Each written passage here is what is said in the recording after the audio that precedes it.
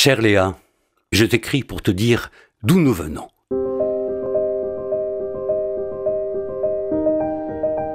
Souviens-toi, l'Aquitaine.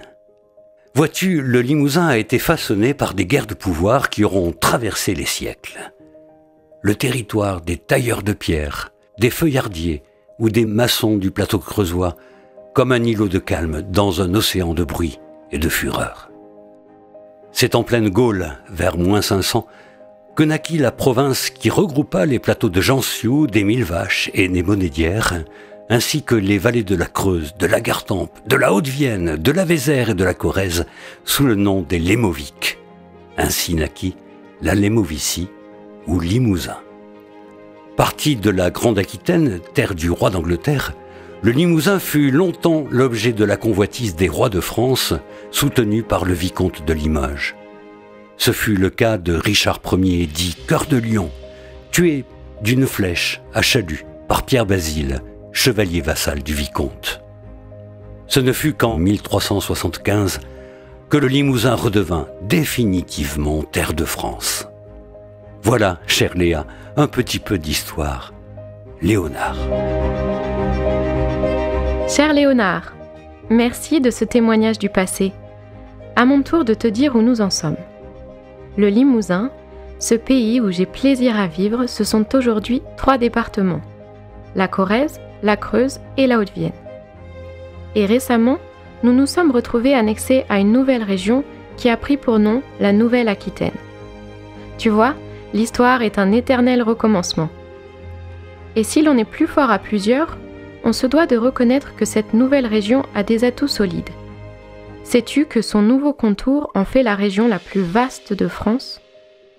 Elle est également la première région agricole et forestière du pays et la 3e région économique après l'Île-de-France et Auvergne-Rhône-Alpes. À nous d'en tirer bénéfice. Bien à toi, Léa.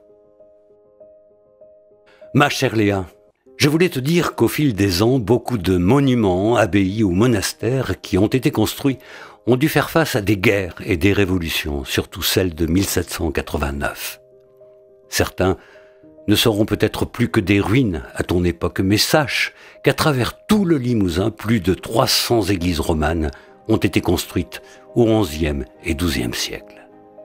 Tu trouveras les plus jolies dans de petites villes comme Saint-Léonard, Le Dorat, Uzerche, Émoutier, Saint-Junien ou Saint-Thirier. Et puis Solignac, avec sa nef unique.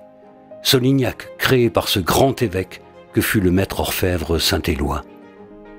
À propos des émaux et des émailleurs limousins, sais-tu que lorsqu'ils substituèrent à l'émail chanlevé l'émail peint sur des plaques de cuivre, ils contribuèrent alors à son formidable essor. Et puis, lors de la Renaissance, le triangle Felletin, Aubusson, Bellegarde en Marche devint le centre le plus prestigieux de l'art limousin de la tapisserie. Voilà, Maléa, pour ce petit peu de notre histoire. À te lire très vite, Léonard. Mon cher Léonard, je vois dans ta lettre l'importance qu'ont eu dans notre économie régionale les émaux et la tapisserie. J'y ajouterai la porcelaine, qui reste aujourd'hui un des porteurs de l'image du Limousin. Porcelaine de Limoges est un label connu et reconnu dans le monde entier. Tu vois, nous sommes devenus la région des arts du feu.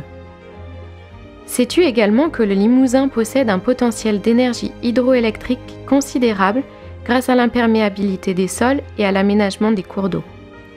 À noter par ailleurs que son sol, en plus de nous donner de merveilleux champignons, renferme une des réserves d'uranium les plus importantes d'Europe. Et s'il te plaît, mais pour sourire, ne vois pas de lien entre l'un et l'autre. Notre Limousin peut aujourd'hui s'appuyer notamment sur un savoir-faire mondialement reconnu en matière de production de viande, sur une forêt qui n'a cessé de s'étendre et sur une industrie qui, pour occuper une place inférieure à la moyenne nationale, n'en comporte pas moins des réalisations tout à fait significatives dans l'industrie du papier, l'agroalimentaire ou la construction électrique.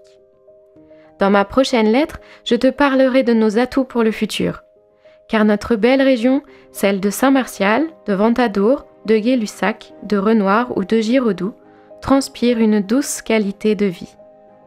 Mais parle-moi, si tu le veux bien, des enfants de ce beau pays des châtaigniers. Léa. Ma très chère Léa, te parler des hommes et des femmes de notre Limousin.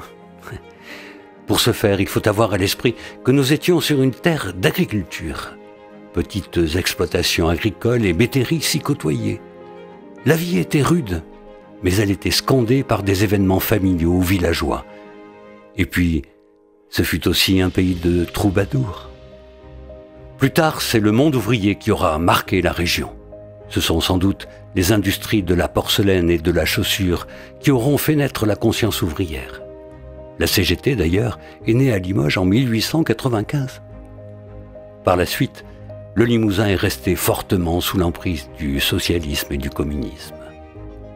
Ce furent aussi les premiers prêtres ouvriers. Les mouvements associatifs et les sociétés coopératives de consommation se sont développés. La solidarité s'imposait. Mais retiens surtout ces femmes et ces hommes de chez nous qui auront marqué l'histoire de leurs empreintes. Limousin, Valadon, Carnot, Dumas, Bastier ou Muret, pour n'en citer que quelques-uns. Je t'embrasse, Léonard. Mon très cher Léonard, je te remercie de ta lettre. Au-delà de nos forces traditionnelles, l'avenir du Limousin passe clairement par la maîtrise des technologies les plus récentes. Quelques pôles d'excellence ont vu le jour, comme la céramique, l'électronique et l'optique photonique. Tout ceci est porté par une dynamique de jeunes entreprises innovantes, une université et des écoles d'ingénieurs à la pointe des nouvelles technologies. D'autres domaines se révèlent, comme l'environnement, l'éco-industrie, la filière bois ou les biotechnologies. Ajoutons à cela le bien vieillir que porte la silver economy, ou l'économie sociale et solidaire, qui est aujourd'hui une des forces économiques de notre région, et je ne pourrais terminer sans t'avoir redit combien l'avenir du Limousin doit s'appuyer sur une exploitation réussie de son patrimoine touristique. Je ne sais pas si nous nous croiserons un jour, quelque part, mais sache que si cela se produisait, je te dirais « Shabbat d'entrar, fini d'entrer ». Mon ami, tu es le bienvenu en Limousin. Bise, Léa.